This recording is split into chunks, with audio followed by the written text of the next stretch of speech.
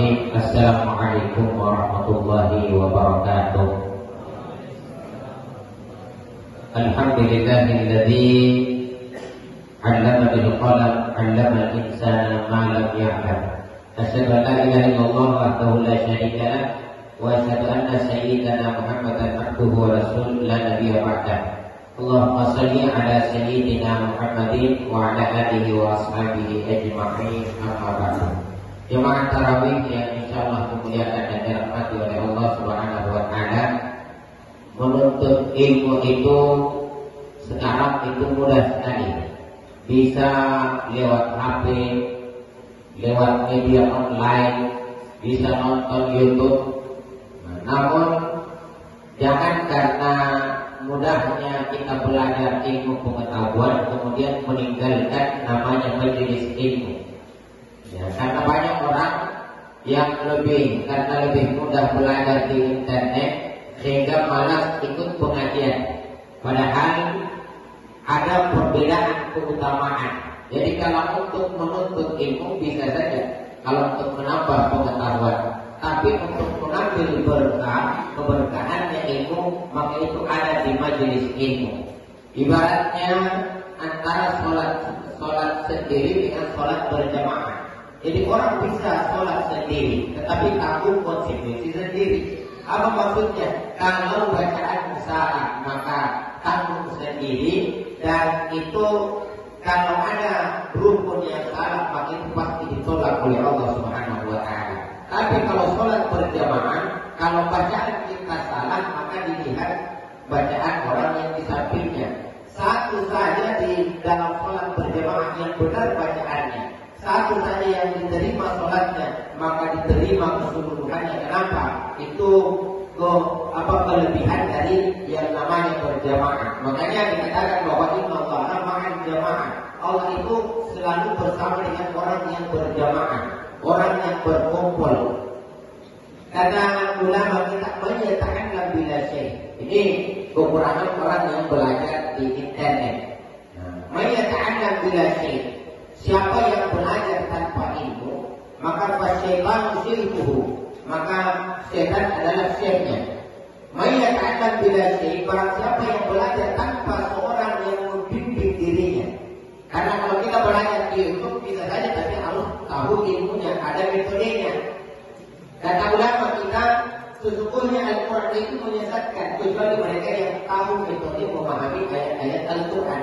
Hadis itu menyesatkan kecuali mereka yang tahu syarahan daripada hadis tersebut. Karena membaca Al-Quran itu tidak hanya harus dilihat terjemahannya, tetapi ada tafsirannya. Membaca hadis tidak hanya harus dilihat terjemahannya, tetapi ada syarah hadisnya. Maka kita membutuhkan bimbingan dari seorang guru. Dan kalau di YouTube, tidak ada orang ceramah di YouTube sebelum dia ceramah mengatakan saya adalah mazhab Syafi'i, saya adalah mazhab Hambali, sehingga akan memunculkan kebingungan di dalam belajar. Maka bisa saja, tetapi hanya untuk menambah pengetahuan, tetapi harus tetap hadir di majelis ilmu. Harus tetap hadir di perkumpulan orang-orang yang belajar, karena ada keutamaan tersendiri. Kata Rasul Sallallahu Alaihi Wasallam, "Majtama'a qaumun fi baitin min buyutillah." Orang-orang berkumpul di rumah-rumah Allah. Apa yang mereka buat? Yatluna kitab Allah, mereka membaca ayat-ayat Allah. Wa yatadarasuna bainahum, dan mereka kemudian saling belajar isinya, mengkaji kandungannya. Maka apa kata Rasul, janji Nabi kita Sallallahu Alaihi Wasallam? Ada 4 janji bagi mereka yang duduk bermajlis ilmu. Apa itu? Nazalat alaihi sakinah. Allah akan turunkan ketenangan di hati-hati orang yang hadir di majelis ilmu.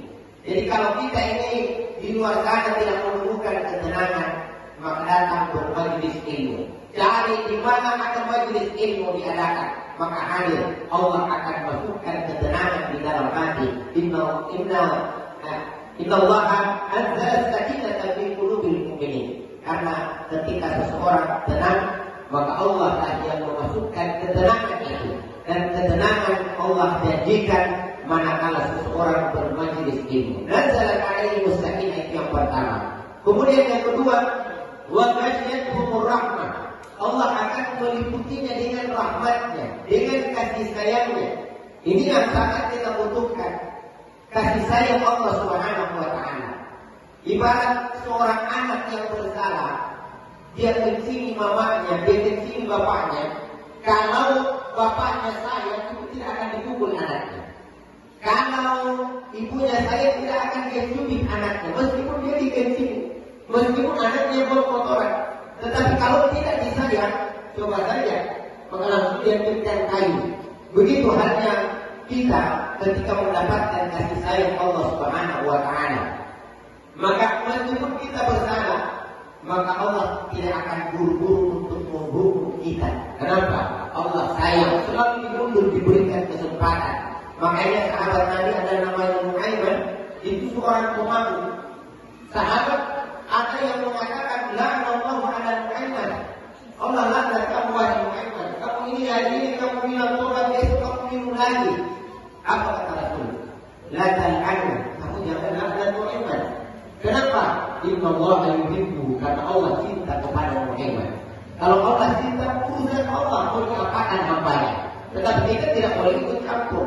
Maka kita butuh rahmat Allah Subhanahu wa taala. Dan rahmat Allah janjikan bagi mereka orang-orang yang duduk bermajelis ilmu. Ya, makanya kalau untuk belajar agama mudah, bisa di internet, bisa beli buku baru kita baca sendiri. Tetapi keberkahan ada ketika kita duduk bermajelis, belajar agama, belajar sama-sama. La yajtabi'u ummati 'ala dhalalah. Kalau ada yang salah penafsiran akan diperbaiki oleh orang yang lainnya. Kenapa? Karena tidak mungkin dari 100 orang yang memikirkan, yang belajar, ada satu yang berpendapat ini yang benar, kemudian kalaulah salah, maka pasti ada orang yang benarkan. Kenapa? Kalau orang berkumpul, maka kata Nabi, la yajtabi'u ummati 'ala dhalalah. Tidak akan ada umatku yang bersepakat semuanya kalau ada pendapat yang salah. Pasti ada perbedaan pendapat. Itu kelebihan kalau kita bermajelis ilmu. Ya. Kemudian yang keempat, jaminan bagi orang yang duduk bermajelis ilmu, wa khaffatuhumul malaikah.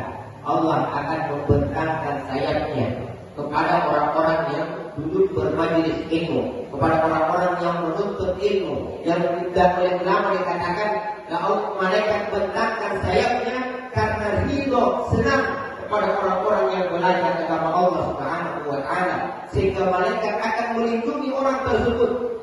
Jadi orang yang menuntut ilmu akan selalu dilindungi oleh malaikatnya Allah Subhanahu wa taala. Bahkan dalam doa yang dikatakan, tidaklah seseorang keluar dari rumahnya dengan niat menuntut ilmu, melainkan ikan-ikan di laut semuanya.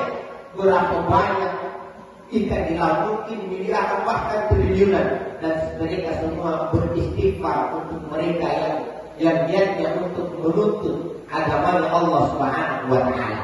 Kemudian yang terakhir, wa dzakarahumullahu fiman indah. Allah sangat bangga kepada umatnya yang duduk bersama-sama, berzikir, belajar untuk menegakkan agama Allah Subhanahu wa taala. Karena dulu Allah Subhanahu wa taala ketika menciptakan manusia itu diprotes oleh malaikat. Wa qala rabbuka lil malaikati inni ja'ilun fil ardi khalifah. Wahai malaikat, saya akan ciptakan manusia. Apa kata malaikat? Qalu ataj'alu fiha wa yufsidu fiha wa yasfiku dima. Ya Allah, kenapa Engkau harus ciptakan manusia? Padahal mereka itu rakus, mereka itu akan saling berbunuh-bunuhan, mereka akan saling berbantah-bantahan, mereka hanya akan saling menyakiti, mengacaukan dunia, kata malaikat. Tetapi begitu orang berkumpul, apa kata Allah? Wahai malaikat, lihat kabarku. Yang dulu kalian protes, tetapi mereka sekarang duduk berkelompok-kelompok, bermajelis untuk apa? Untuk belajar agama kata Allah Subhanahu wa taala, untuk belajar Islam. Jadi Allah akan membangga-banggakannya. Siapa yang hadir di majelis ilmu, maka Allah akan menyebut namanya di hadapan para malaikatnya yang beriman kepada Allah Subhanahu wa taala. Makanya julus kata Nabi, kamu duduk sejenak di majelis ilmu. duduk sejenak, belajar agama Allah, entah 5 menit, 10 menit, 7 menit, 1 jam, khairun min alfi rakaat, lebih baik daripada sholat sunat 1000 rakaat. Itulah makanya ulama kita merayakan sholat tarawih. Di Qabliyah tarawih itu ada ceramah Ramadan, ada ceramah tarawih. Coba datang ke Arab, coba kita naik umrah di bulan Ramadan. Orang kalau pergi umrah tidak ada orang ceramah tarawih di Mekah, tidak ada orang ceramah tarawih di masjid yang ada di Mekah, di Madinah. Kenapa? Mereka cukup dengan sholat tarawihnya. Kalau kita, apa kata Rasul Sallallahu Alaihi Wasallam? As-salatu, ya sholat di masjid rakaatan, 1 rakaat di masjid itu kata Nabi, di Masjid Nabawi lebih apa? Nilainya 1000 rakaat dibanding dengan di masjid-masjid di luar dari Masjid Nabawi, kecuali Masjidil Haram. Jadi nanti 1000 rakaat kita di masjid ini baru sama nilainya 1 rakaat di Masjid Nabawi. Ya. Jadi perbedaannya jauh sekali. Nah kalau kita mau masuk surga berat. Kenapa? Kalau Al-Quran dikatakan orang masuk surga itu tidak banyak. Makanya jangan heran ketika ada orang dia ada sholat, dia mau sholat. Namun terpusing memang penduduk neraka surga itu sedikit kata Nabi. Kata Allah, qalilun minal awwalin wa qalilun minal akhirin. Penduduk surga itu hanya sedikit yang dipilih dari umat-umat terdahulu dan sedikit dari umat-umat belakangan. Makanya jangan heran kalau ada orang banyak orang yang tidak sholat daripada yang sholat. Justru kita akan heran kalau semua orang sholat. Kenapa? Karena Al-Quran mengatakan qalilun minal awwalin wa qalilun minal akhirin. Nah kalau yang masuk surga cuma sedikit, ditarik ke negeri Arab, Mekah, Madinah, maka mereka itu sudah memenuhi kota untuk masuk ke dalam surga. Maka ulama kita ini cerdas. Tidak mungkin kita bisa mengimbangi mereka kalau mengejar dengan sholat. Kenapa? 1 rakaat di Masjidil Haram, Masjid Nabawi, nanti 1000 rakaat di Masjid Al-Muqtar itu baru apa pahalanya? Ini beda jauh. Itu di Masjid Nabawi. Tetapi di Masjidil Haram, 1 rakaat di Masjid Haram, nanti 100.000 rakaat di masjid kita ini baru sama nilainya di sisi Allah. Jadi kita ini kalau mau hebat-hebatan ibadah amal, tinggallah kita dari orang Mekah Madinah itu. Kenapa? Mereka ada Masjidil Haram, mereka ada Masjid Nabawi. Maka tidak perlu mereka ada ceramah tarawih. Mereka langsung saja. Maka kita ingin ulama kerja. Bagaimana supaya bisa mengimbangi duduk sejenak sebelum sholat tarawih lebih baik daripada 1000 rakaat. Bukan dikatakan 1000 rakaat, tetapi lebih baik. Artinya bisa saja 100.000 rakaat, bisa saja 1 juta rakaat. Kenapa? Dalam riwayat Nabi selalu menyebut 1000. Ternyata kata ulama, sebenarnya angka 1000 itu adalah angka tertinggi di masa Nabi. Tidak ada di masa Nabi angka 1 juta, tidak ada angka 1 triliun. Adalah ada waktu itu yang disebut oleh Nabi, saking besarnya keutamaan duduk bermajlis ilmu, mendengarkan ayat-ayat Allah, mengkaji isinya. Maka ulama kita selalu menekankan, kita ingin kalau keluar dari rumah untuk pergi sholat tarawih, jangan cuma niatnya pergi sholat tarawih, tetapi niatkan untuk menuntut ilmu. Sampai sholat tarawih, maka kalau dia mati di perjalanan, maka dia akan tergolong sebagai orang yang mati syahid, mati sementara berjuang di dalam agama Allah Subhanahu wa Ta'ala. Makanya keliru ketika ada orang habis sholat isya tak pentingkan dengan ceramah. Kita bisa saja langsung selesai cepat pulang. Tetapi ulama sudah menggunakan seluruh energinya untuk memikirkan bagaimana untuk menciptakan keseimbangan antara ibadah kita dengan orang-orang yang ada di Arab sana. Makanya kalau sholat tarawih di Masjid Nabawi dulu di masa Imam Malik, itu tarawihnya orang di Mekah di masa Imam Malik itu 20 rakaat. Tetapi orang yang ada di Madinah tidak mau kalah. Kenapa tidak mau kalah? Ya kalau jadi ada perbedaan rakaat antara Masjidil Haram dengan Masjid Nabawi. Masjid Haram itu 20 rakaat di masa itu. Di masa Imam Malik 20 rakaat. Tapi Imam Malik tinggal di Madinah. Maka di Madinah itu jumlah rakaatnya bukan 20 rakaat. Ada riwayat mengatakan 36 rakaat.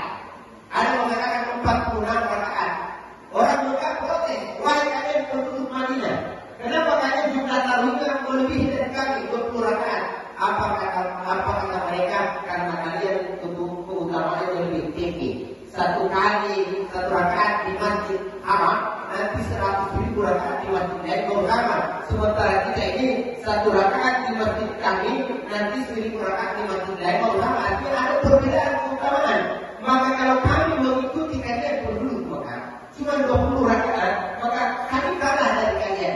Dan penduduk Madinah tidak mau kalah. Itulah makanya Yaman sekarang ini tidak mau kalah lagi. Kenapa? Di Yaman sekarang itu bukan 20 rakaat.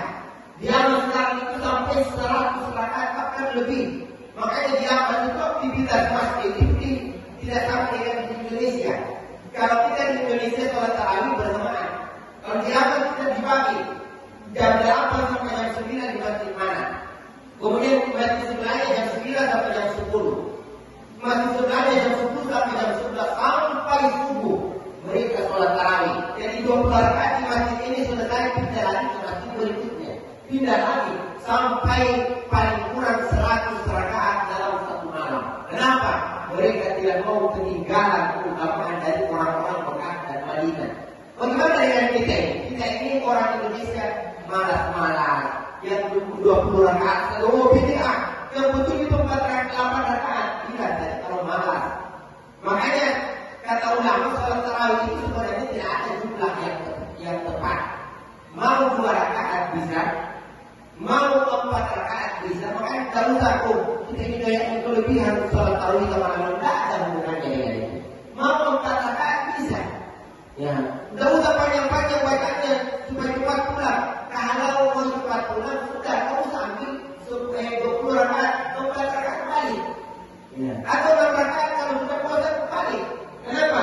Karena tidak ada ketentuan yang pasti berapa jumlah rakaat yang intinya sholat tarawih itu 2 rakaat, 2 rakaat. Ya. Ada juga yang mengatakan 4 rakaat, 4 rakaat. Makanya orang Muhammadiyah itu ada yang melaksanakan al-Qur'an ini 4-4-3. Ya. Kalau kita itu masna-masna sesuai dengan hadis Nabi, sholat malam itu masna-masna 2 rakaat, 2 rakaat. Ya. Ada yang malas-malas mengatakan 8 rakaat di masa Nabi tidak ada sholat malamnya Nabi lebih daripada 8 rakaat. Makanya kita sholat tarawih 8 rakaat saja. Sholat malamnya Nabi tidak ada yang melebihi 8 rakaat. Ya karena Nabi di masa Nabi kalau sholat malam Nabi itu 1 rakaat dibaca 5 juz. Ya maka ulama ketika ditanya kenapa sholat malamnya Nabi tidak melebihi daripada 8 rakaat, jawaban ulama karena waktu tidak cukup. Ya, waktu yang tidak cukup. Ada lagi 100 rakaat maka 100 rakaat. Kenapa? 1 rakaatnya 5 juz. Maka belum habis 8 rakaat itu 8 rakaat habis waktu malam. Maka kita ini jangan mengatakan yang paling utama adalah 8 rakaat. Ya. Sudah 8 rakaat yang dibaca 1 ayat. Ikuti yang ada di Mekah. Ya. Oh di Mekah sekarang 8 rakaat itu sekarang dulu 20 rakaat juga. Ya, tapi jangan hanya ikuti rakaatnya, ikuti bacaannya. Orang di Mekah kalau 8 rakaat tetapi mereka 1 juz 1 rakaat 1 malam. Kalau kita di sini puluhan An-Nas baru mengatakan itulah yang paling utama. Perkara sholat tarawih oleh ulama sepakati bahwa tidak ada jumlah rakaat yang ditetapkan secara pasti.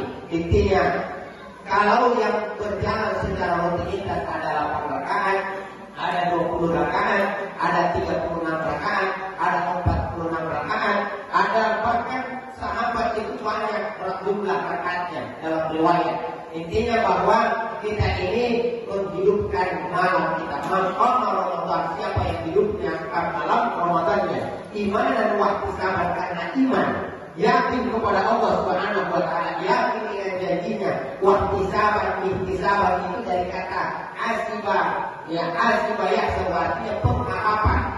Jadi bukan asibah. Kalau asibah menghitung. Jadi bukan menghitung aman, tetapi asibah pengharapan. Karena bahasa Arab itu ya mirip-mirip tetapi artinya beda. Hasibah artinya mengharap, kalau hasibah artinya menghitung. Ya, ihtisab artinya pengharapan. Kalau penghitungan itu bukan ihtisab. Ya, itu namanya dari kata hasibah yuhasabu, hasibah yuhasabu. Apa hasibah yuhasabu? Dia dari kata fa'ala yufa'ilu fu'lanan. Berarti hasibah yuhasibu husbanan. Itu kalau perhitungan. Maka hati-hati dalam penggunaan teks-teks Arab. Makanya kita itu kata ulama, kalau memahami hadis kita akan sesat kecuali pahami metode di dalam memahami hadis-hadis Nabi kita Muhammad sallallahu alaihi wasallam. Wallahu muwaffiq ila aqwamit thariq. Wassalamualaikum warahmatullahi wabarakatuh.